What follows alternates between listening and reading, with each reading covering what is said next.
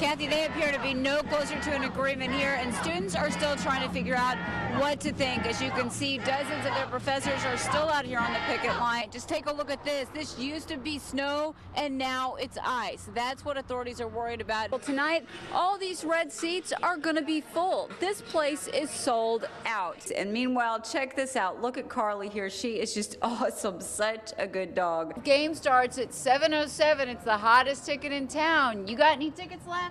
Are you kidding? There's so much going on. You're checking your mirrors, you're messing with the radio, and many admit to being constantly on the phone. Workers posted the problem on Facebook, and one woman stepped up with a big gift, this surveillance equipment. We've talked to dozens of people here today with missing loved ones. Now, around these neighborhoods, you see flyers like this one. This is Tammy Campbell. It all started Sunday when the Elfrink family noticed their dog Lexi was missing. They started searching and contacted authorities and couldn't believe it later when they found out Lexi had been killed, and apparently they'd been lied to.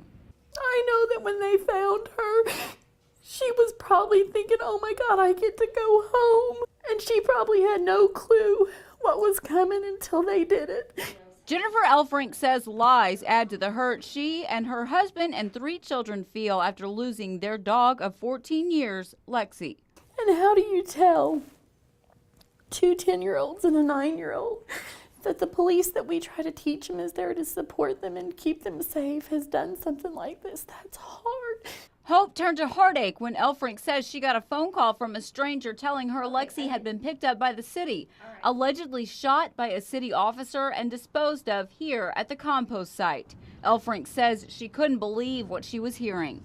The police department let me drive around for almost 9 hours with my 3 small children in that van, knowing that what my children were hoping to find was already gone. Elfrink says she first contacted police at 6 o'clock Sunday and then on several more occasions. Each time she says they told her they had not seen her dog. Yet according to the caller, officers knew what happened and told Elfrink police logs would show Lexi was actually picked up at 1. With that information, Elfrink says she confronted Chief Jim Chambers. But he wasn't going to tell me it was in there till I told him verbatim what it said from 1 o'clock till 3 o'clock. She contacted state authorities, leading to an investigation by the Scott County Sheriff's Department, State Humane Society, and Department of Agriculture. Deputy Jody Cheney says they need to know more about what happened. He says state law requires communities to hold a dog for 5 to 10 business days. If it's determined that it was put down and then buried without anybody knowing, of course, not only is that morally wrong, it's also against the law. We watched as Cheney uncovered Lexi's body within the city's compost site. Wayne Elfrink later identified the family pet. He believes Lexi was shot soon after authorities picked her up. We were made a mockery for a long time. We went to City Hall to get their side of the story. Chief of Police Jim Chambers says he can't comment. Meanwhile, Mayor Steve Laux had this to say. I have been told by the Sheriff's Department that it's an ongoing investigation and that I cannot comment at this time. My heart goes out to the family. When you make a mistake, you need to own up to it. Live local late breaking in Chaffee. Holly Brantley, Heartland News. Have a warrant for your arrest for second-degree murder. Oh, you got to be kidding me. You're not kidding one bit.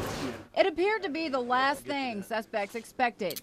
A warrant for your arrest for second-degree murder. What? Murder arrests in a 12-year-old killing. Carla Austin's late husband's relatives and a family friend charged with bringing the 33-year-old's life to an end. I call mom and dad, I guess. First, John Austin is picked up at his tire shop in Culin. Got anything inside here you ain't supposed to have? Such as? Then sheriff's deputies and the Highway Patrol pick up Henry Marlon Rice a few blocks over in his apartment. Earlier, authorities arrested Austin's stepdaughter Tracy Rhea in Neosho. Finally, hours later, Rhea's sister Melissa Baggett turned herself in. I never, ever even imagined that this day would come. Austin's biological daughter, Mindy Crawford, says she's overwhelmed. She was just 8 in 1999 when her mother disappeared. Hunters discovered Austin's remains a few months later. As I got older, I knew that, it was my family that did it, and I think that's what made it so hard. Yeah, it is a very dynamic situation because of the family aspect. Sheriff Mark Dobbs says this is a complicated case. And it was definitely a brutal murder. He says interviews with witnesses and examination of Austin's remains helped them piece together how Austin died and individuals responsible. It's our belief that an altercation first began at the Three Sisters Bar down in Culin. Dobbs believes Austin was lured from Three Sisters Bar in Culin to a spot near County Road 663. Dobbs believes Austin was there with her stepdaughter Tracy Rhea when the other three suspects showed up. She was basically set up and baited to that location by one of the other family members. Investigators will only say they believe Austin died by a fatal laceration. Now, Crawford says she still wonders why. Justice can be served. Lilburn Elementary, anxiously waiting to find out the winner of a coloring contest featuring Fred Bird. Really just a clever plan to give 10-year-old Brendan Wallace a big surprise. Brendan is fighting cancer, and the organization 18 for Life wanted to give him a break from being sick. So as the grand prize winner, they're sending Brendan on a first-class Cardinal baseball experience. So it's into the limo we go, a wave goodbye, and we are off to Busch Stadium, where former player turned coach John Mabry meets him at the door and introduces him to the all-star lineup. Beltran, How old is he? 10. Matheny, You have fun today, okay, buddy? Okay, see you later. Holiday. What's up, buddy? Say hi. He even made friends with the enemy. New gear. Uh-oh, look. I know you like the Cardinal stuff, but we're going to give you some national stuff, all right? So yeah, he's on top of the world right now. From the field to the cages, Mabry puts his swing to the test. And then off to the clubhouse. Star treatment for Brendan, no cameras allowed. Hopefully for one day we can make him feel like a big leaguer and get out here on the field and hang out with the guys.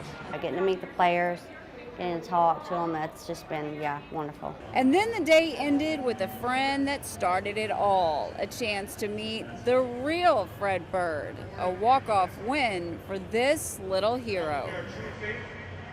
Live, local, late breaking at Busch Stadium. Holly Brantley, Heartland News.